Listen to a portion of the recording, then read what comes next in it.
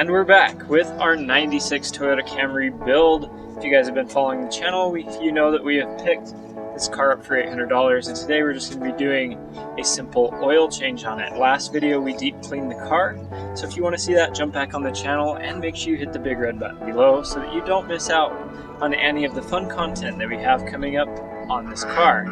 It needs an awful lot of work. Here is the reason that we purchased this car. It's the ultra reliable 2.2 liter 16 valve with an orange can of death on it. The engine is in immaculate condition and shape, and obviously the car hasn't been as well taken care of. It has a huge exhaust leak somewhere, as you can hear, and the power steering's currently out, and it's just very rough around the edges. But one of the first things that you can do when you first buy a car is get the oil changed, unless there is, you know, an actual service record of when it was last done. This car probably hasn't been done in quite a while, but it is super easy to do on the Toyota 2.2. The filter is right here, but first we're gonna jump underneath the car.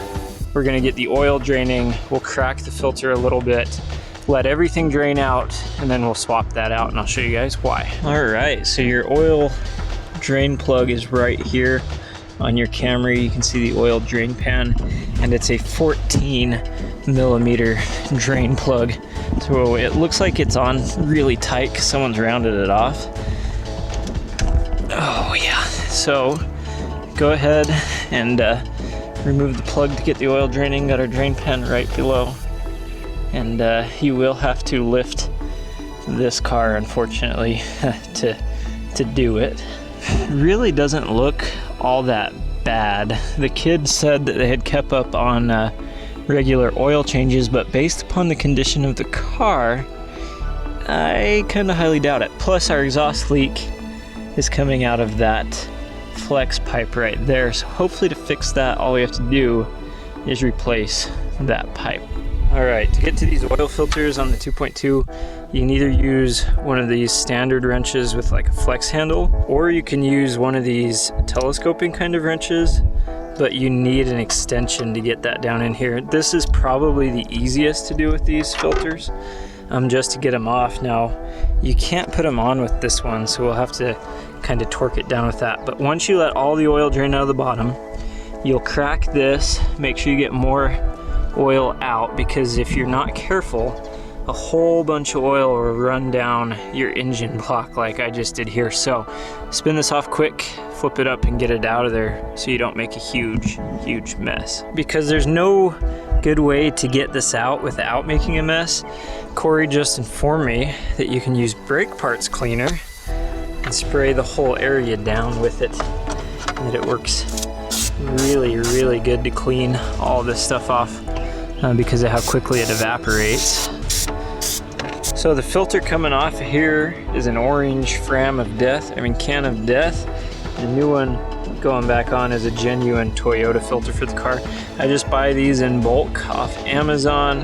Of course, the engine oil on these is 1030 full synthetic, so it's like every 5,000 miles that you change the oil and filter. But you know, I always try to use the OEM filter on really anything that I change the oil on, just because these genuine Toyota ones come pre-greased, so all you gotta do is line her up, not burn yourself on the exhaust there, and spin it on.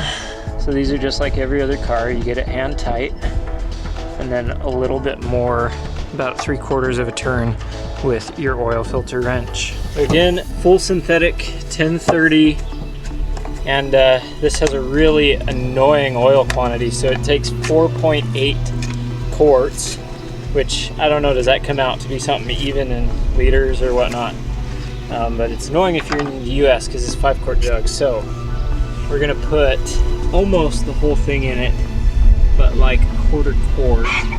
I'm used to doing all these American vehicles that take 6 quarts, so I usually end up dumping the whole thing in, but you can't do that with this motor. That's way too much oil for it. All right, just under a quart, so that should be pretty close to the amount that this car holds. gonna add just a little more. When we turn it on, the filter can fill up. Not a very big filter.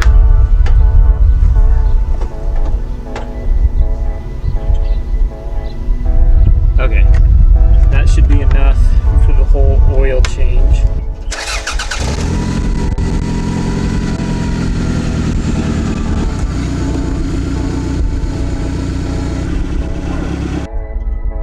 And just like that, we are done with the oil change on the 96 Camry. I'm gonna throw an oil change sticker in the window, but we are one step closer to having this car out, running and driving on the road. Now, obviously, it's been a while since my last video on this car, since I filmed it, but if you guys are enjoying this series, go ahead and hit the like button below, also the big red button below, so that you're tuned in for the upcoming content on this car.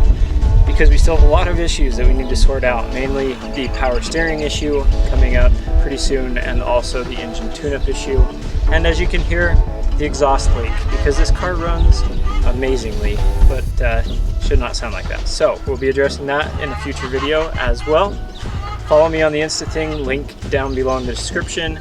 Get out, enjoy your automotive ownership.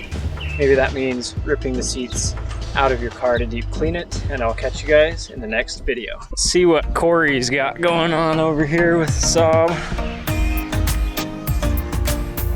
Huh. Your car's missing something. It's got a point. Look at how clean this 9.3 is. You've put what, 45,000 miles on this car? And people say Saabs aren't reliable.